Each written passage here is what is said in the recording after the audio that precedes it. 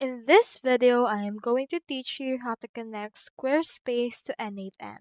So in order to do that, you need to head over first to squarespace.com and then create an account. If you already have an account, just click on this login option. And then when prompted, just input right here your credentials and then try to log into Squarespace. So once you have successfully signed up or logged in into your actual Squarespace account and you already created a website, you can go over to your website right here and click onto the settings icon. Now, from in there, go over to the developer tool, and then from in there you can see in here all of this option. Into this, click onto this external API keys.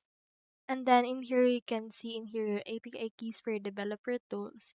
Alternatively, you can also developer API keys if you would want. And you can manage in here. Click onto this generate key. Then add in your key name. Let's name this N8N connection. And then you can just choose a permission for that right there. Now, once you have chosen the permissions, you can see in here this generate key option. Click on this, then copy the key.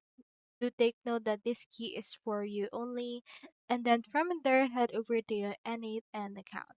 If you don't have an account yet, you can head over to n8n.io and then sign up for an account. So once you're in here, you can see in here this left sidebar. So what we can do in this case is we can head over and then edit it for us. Let's go over here to the admin panel. Or you can also head over to the credentials part of this. Now, open the instance of the dashboard that you want to actually access. So I'll just choose in here this particular dashboard for my N8N. And then from in there, just wait for this to load.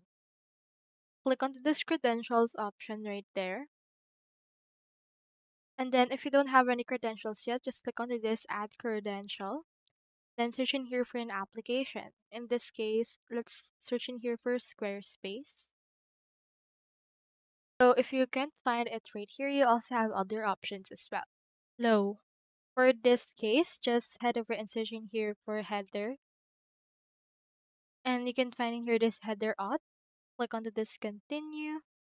Then input right here the name. Let's name it Squarespace Connect.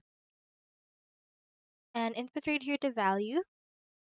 So this is the key that we have earlier and click onto the save option. Once you have done this, this will save the API key that we have right there, and as you can see, credential has been successfully created. In this case, you can just click onto the three dots and open it if you would want. So that's all there is today, and I hope this video helped you out.